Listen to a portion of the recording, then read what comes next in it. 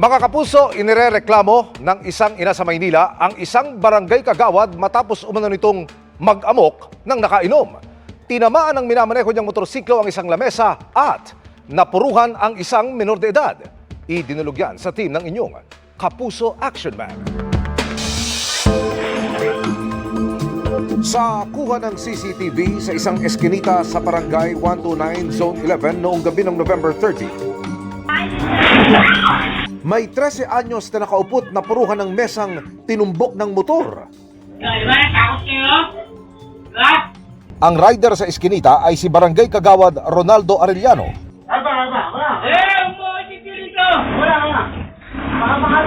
Hindi ako nababangga!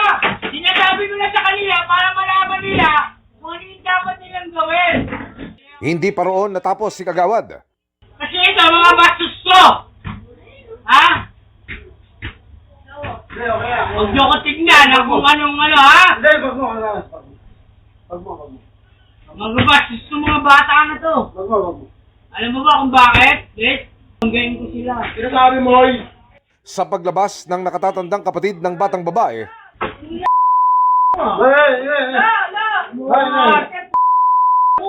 ang Kagawad nagpakawala ng sunod-sunod na mura at nagtangkapang hampasin ng lamesa ang binatilyo. Wag mo nga siya.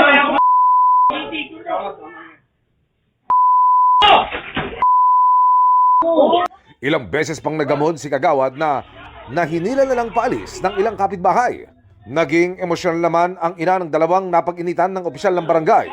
Pagtapat ko po sa pinto ng bahay namin, yun, nagsabi na po yung mga anak ko na, Mama, si Kagawad, pinagmumura si Kuya, pinagwawalaan niya kami dito, kaya sinarado namin yung pinto. Solo parent din po kasi natakot ako para sa seguridad ng mga anak ko. Kasi bilang Kagawad, syempre dapat po, di ba, siya yung nagpapatupad ng maayos na batas. Humarap sa inyong Kapuso Action Man ang inireklamong Kagawad. Nakainom po ako nung time na yun. Medyo masigit po yung daanan. Nasagi ko po yung lamesa. Pagsagi ko po sa lamesa, tumama po dun sa bata na tumba. Ano na po ako nun, na-trigger na po ako. Inamin ko naman po yung pagkakamali ko, kaya nga po humingi ako ng pasensya, ng sorry dun po sa nasaktan na bata. Inamin ko naman po yung nangyari. Tao lang naman po tayo na nagkakamali. Dapat labas yung personal na problema sa pagiging opisyal mo ng barangay o sa sa personal mo rin na trabaho. Itutuloy ko po yung kaso. Sumangguni kami sa Department of the Interior and Local Government o DILG. Anila, maaaring maharap sa kasong administratibo at kriminal ang Kagawad na isang elected barangay official. Kasama na rito ang grave abuse of authority at conduct prejudicial to the interest of the service. Daraan sa patas at masusing investigasyon ng nangyari. Ayon naman sa kapitan ng Barangay 129 Zone 11. Hindi ko tinotolerate yung mga ganyang dahil nga alam kong mali. Sa ngayon po kasi, naghihiring nga po rito. Ang hinihingi kasi po nung nanay ng complainant, CFA. Tututukan namin ang sumbong na ito. Para po sa inyo mga sumbong, pwedeng mag-message sa Kapuso Action Man Facebook page o magtungo sa GMA Action Center sa GMA Network Drive, Corner Samar Avenue, Diliman, Quezon City. Dahil sa namang reklamo, pang-aabuso o katiwalian, tiyak, may katapat na aksyon sa inyong Kapuso Action Man. Mahigit 100,000 individual ang apektado ng bagyong Wilma na isa ng low pressure area ngayon at shear line na nagpabaha sa ilang bahagi ng bansa. Bago magtapos ang taon, may susunod pa kayang bagyo, lalo't may umiiral din na La Nina. Alamin po sa pagtutok ni Ivan Mayrina. Sa Dolores, Eastern Samar naglandfall ang bagyong Wilma bago nito tawirin ang iba pang probinsya ng Visayas at humina bilang low pressure area. Dahil sa halos tuloy-tuloy na pagulan, mabilis na tumaas ang tubig sa sapang ito sa Balamban, Cebu. Ramdam din ang pabugso-bugsong hangin na dala ng bagyong Wilma sa ilang bahagi ng Western Visayas, gaya ng Aklan. Kasabay ng bagyong Wilma ang epekto ng shear line na nagpaulan din sa ilang bahagi ng Bicol Region. Sa Viga, Catanduanes, umapaw ang spillway kasunod ng halos walang tigil na pagulan. Binahangin ang kalsada at pinasok ng tubig ang ilang bahay. Sa pinakahuling datos ng National Disaster Risk Reduction and Management Council o NDRRMC, halos 58,000 pamilya, katumbas na mahigit 100 at 30,000 individual ang apektado ng bagyong Wilma at Shearline. Sa ngayon, wala pang datos tungkol sa casualties at halaga ng pinsala mula sa pananalasa ng masamang panahon. Ika-23 na itong bagyo, pero papasok pa lang ang ikalawang linggo ng Disyembre. Posibleng hindi pa yan ang huli ayon sa Pag-asa. Naka-23 na po tayong bagyo ngayong taon at posibleng may isa pa po bago po magtapos itong taon, which is above average po dun sa bilang bagyo na natatanggap natin ng mga around 19 to 20 tropical cyclones a year. Higit sa karaniwan ang bilang ng mga bagyo dahil may umiiral na short-lived La Nina sa bansa simula pa noong Agosto. Ibig sabihin, mas marami sa karaniwang ulan ang bubuhos sa bansa at mas maraming bagyo ang maaaring mabuo dahil sa pag-init ng temperatura ng dagat malapit sa Pilipinas. Ang ganitong kondisyon, maaaring tumagal hanggang Pebrero ayon sa Pag-asa. Kaya naman maliban sa mas malamig na temperatura, kailangan ding paghandaan ang mas maraming mga pagulan. Mas tumataas po yung tsansa ng ating pagkakaroon ng ulan at maaari pa rin to ay magpatuloy hanggang at least first half po ng February. Kaya ibayo pa rin po natin pinag-iingat yung ating mga kababayan, lalong-lalo na po yung nasa eastern section ng ating bansa. Para sa GMA Integrated News, Ivan Mayrina, nakatutok, 24 oras.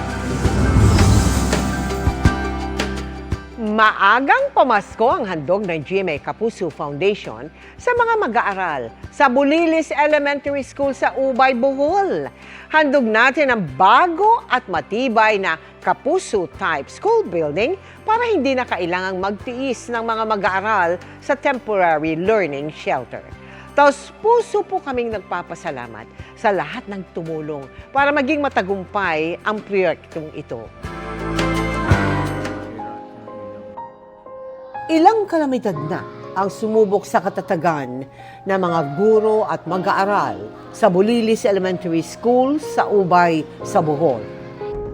Nariyan ang 7.2 magnitude na lindol noong 2013 at Super Typhoon Odette noong 2021. Maraming infrastruktura ang nasalantak kabilang ang mga paaralan na nagresulta ng kakulangan sa mga silid-aralan. Pero ang pangarap ng mga bata, walang kalamidad na makakapagpabagsak. Si Susana, saksi sa sakripisyo ng kanyang apo na kinder student. Kasi sobra pong init, tapos hindi siya makakonsentrate. Masyadong dikit-dikit sila.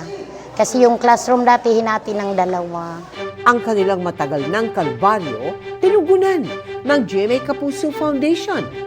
Pinasinayaan na natin ang 2 bago at matibay na Kapuso classrooms na may comfort rooms sa Bulilis Elementary School. Meron ding hand-washing facility at foot bath. So, bawat classrooms, meron tayong CRs, pinalakihan natin. Ginawa nating 1.5 by 1.7. So, bawat CR merong sariling toilet, may flush, and meron ding laboratory. 3 months ito dahil tayo ay pinalad at hindi tayo inulan at binagyo. So, napakasaya natin para yung mga estudyante, kinder students daw ang gagamit ng ating bagong school. Nagbigay din tayo ng bagong Smart TV. Hindi lang para sa isang batch, kundi lahat ng henerasyon na pwedeng gumamit dito. Tapos, to GMA Kapuso Foundation, our heartfelt gratitude. Sa mga nais makiisa sa aming mga projects, maaari po kayong magdeposito sa aming mga bank account o magpadala sa Cebuana Luwilier. Pwede ring online via GCash, Shopee, Lazada, Globe Rewards at Metrobank Credit Card. Walang taka sa pulisya ang driver ng SUV sa General Santos City na nang hit and run ng tricycle at nanutok pa umano ng pellet gun sa driver nito. Nakatutok si Efren Mamak ng GMA Regional TV. Agad hinabol ng Jensen Police Patrol Car ang SUV may na hit and run pasado alas 7 kagabi. Nang makorner ito sa isang traffic intersection, nilapitan ito ng isang pulis habang tinututukan ng baril. Sinubukan pang patakbuhin ulit ng sospek ang SUV pero naharang at napahinto ito ng iba pang pulis na rumesponde. Pero dahil nagmatigas pa rin ang driver, Hinila na siya ng mga pulis mula sa driver's seat at inaresto. Napag-alaman na ang nasabing 48 anyos na driver nakabundol pala ng isang tricycle sa barangay Tumbler. Tinutukan pa niya ang nagmamaneho ng tricycle ng pellet gun bago tumakas. Allegedly, meron siyang pellet gun na dala-dala. Ito recovered doon sa kanyang sasakyan. Allegedly, tinutukan niya pa itong ating biktima. Dagdag ng TEU, ang nasabing drugnet operation ay naging matagumpay matapos magreklamo ang biktima sa Police Station 5 hanggang sa inaalarma na nila ang buong puwersa ng PNP at Coast Guard. Posibleng makaharap ng kasong grave threat kabilang ang reckless imprudence resulting in damage to property ang suspect na sinusubukan pang makuna ng pahayag. Ligtas naman ang biktimang tricycle driver na tumangging magbigay ng pahayag. Mula sa GMA Regional TV at GMA Integrated News, Efren Mamak, nakatutok 24 oras. Isang patay sa sunog na sumiklab sa ospital sa Pulilan, Bulacan. Sa gitna ng sunog, kita kung paano idinadaan sa bintana ng gusali ang mga pasyente gamit ang hagdan. 18 pasyente ang naka-admit noon sa ospital. Pero isa sa kanila ang nasawi dahil sa respiratory failure. Kinilala siya bilang isang senior citizen na retiradong pulis. Inilipat naman ang iba sa Karatig Ospital sa lugar. Umabot ng mahigit 3 oras bago tuluyang naapula ang sunog. Inaalam pa ang sanhi at halaga ng pinsala. Kung kailan naman magpapasko, saka nagkakainitan sa ilang pagdiriwang. Sa Antique may nagsuntukan sa masaya sanang pagbubukas ng mga ilaw pampasko. Habang sa Capiz, 6 ang sugatan sa Rambol sa isang festival. Nakatutok si Kim Salinas sa GMA Regional TV.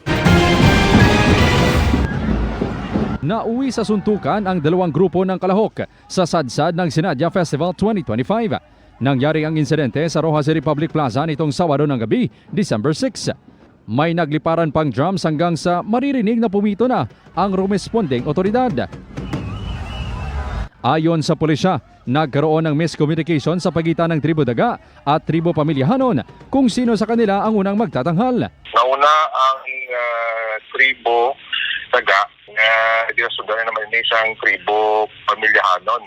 So, upang nakalibot niya ang Tribo Daga, nakibot ni Sulaya nila ang Tribo Pamilyahanon. Kung sabihin, dapat nagasulod niya sila sini nga nalikod ng porsyon. Kabangdanan, nagpungguan na yung sini nga mga drum.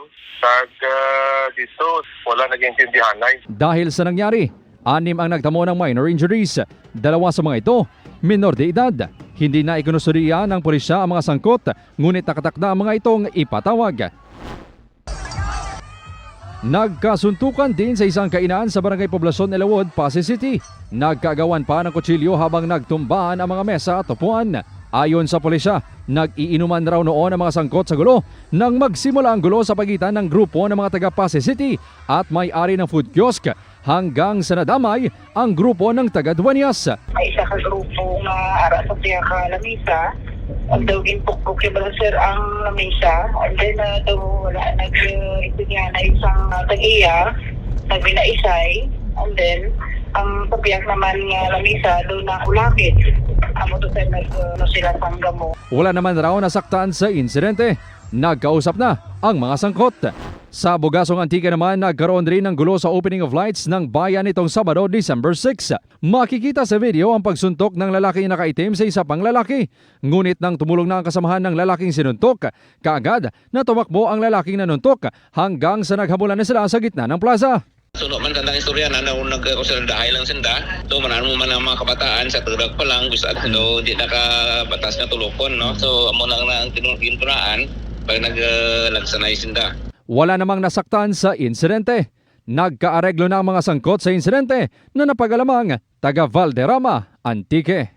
Mula sa GMA Regional TV at GMA Integrated News, Kim Salinas, nakatutok 24 oras.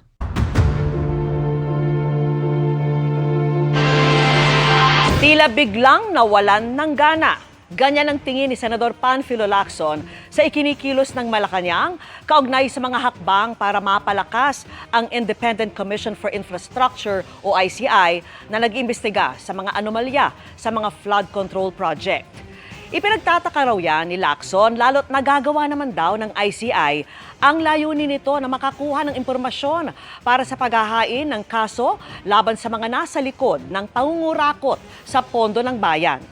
Sinabi yan ni Lacson kasunod ng pahayag ni Palace Press Officer Undersecretary Claire Castro na sana raw hindi ma-question ang constitutionality ng isa sa batas na Independent People's Commission o IPC ang mas makapangyarihang lupon na hahalili sa ICI.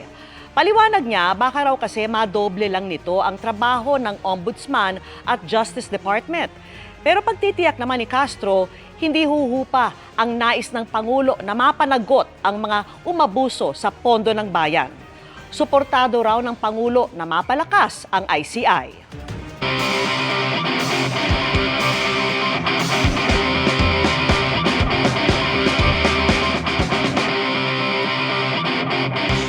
Mga kapuso, ngayong gabi ibibida natin ang sustainable way to produce mud crabs, kung saan gumagamit ng tinatawag na crab condominium technology na gawa sa recycled plastic at recirculating aquaculture system. Interesting? Tara, let's change the game! Katakam-takam kahit anong klase ng luto. At kahit pa challenging buksan. Internationally in demand na nga ang mud crabs, bagay na napapakinabangan ng Pilipinas. Katunayan, pangalawa ang Pilipinas sa top exporters nito at nakapagbenta na ng 5 milyong kilo ng mud crab sa global market in 2024.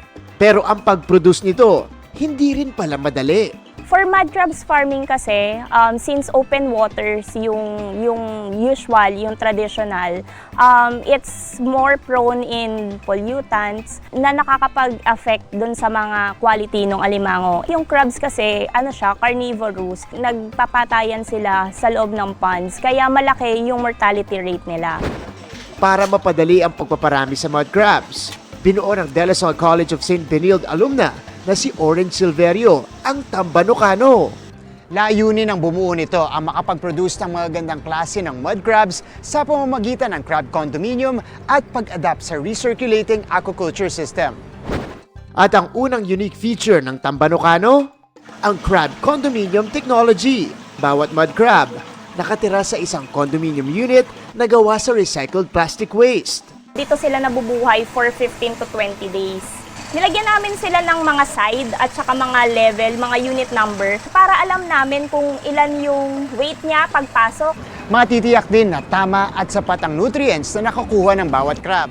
Isa pang special feature ng Tambanocano, ang recirculating aquaculture system o yung sistema na kayang malinis ang tubig at magamit muli. Yung pinakamalinis na water natin is nandito sa tank 1. Lahat ng water mapupunta siya dito sa pipes na to. So ito yung nagbibigay or nagsusupply ng mga tubig dito sa crabs.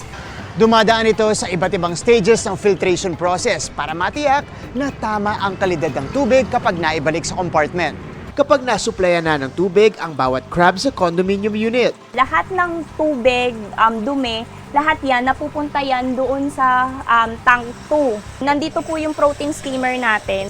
Further clean out niya kung ano yung dumi na nagkukuha nung system dito sa tubig. Once na na-filter out na, napupunta na po siya dito.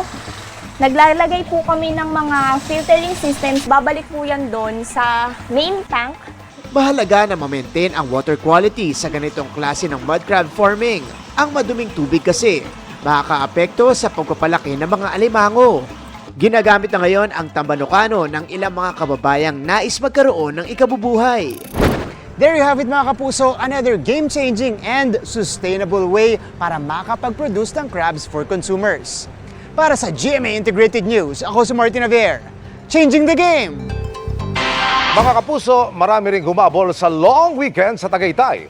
Punuan ng mga pasyalan at siksikan sa ilang kalsada. Pero nakatulong kaya ang isang kontrobersyal at viral na flyover doon na bukas na raw ngayon?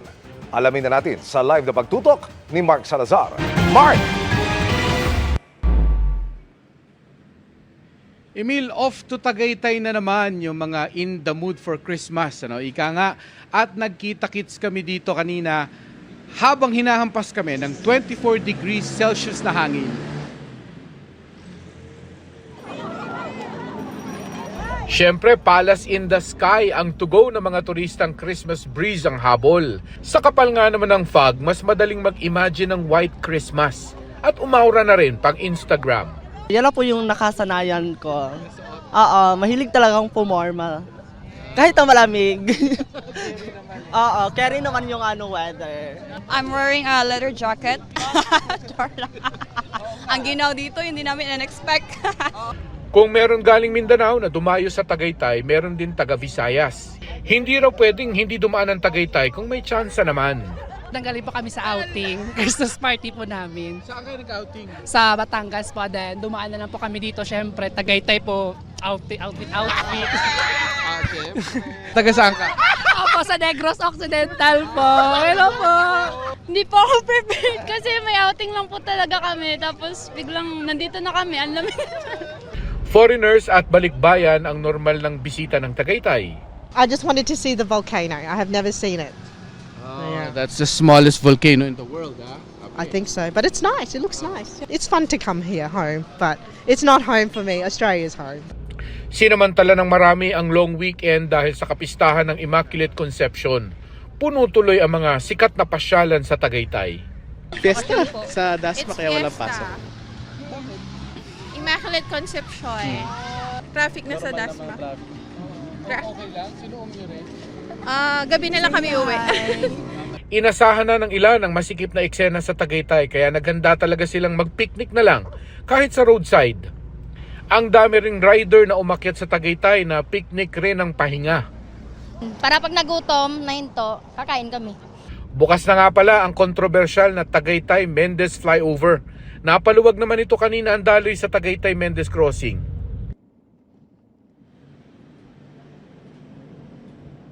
Pero Emil, yun lang yung napaluwag nun yung Tagaytay Mendez Crossing dahil sa maraming bahagi pa rin ng Aguinaldo Highway dito na sa may Tagaytay. At yung Tagaytay Nasugbu Highway, matraffic pa rin. At sinasabi nila na tuloy-tuloy na yung bigat ng traffic na yan hanggang sa pagkabagong taon na. Yan ay isa yung dapat ikonsidera kung talagang aakyat pa rin kayo dito para makaporma-porma lang. Emil. Ingat at maraming salamat, Mark Salazar.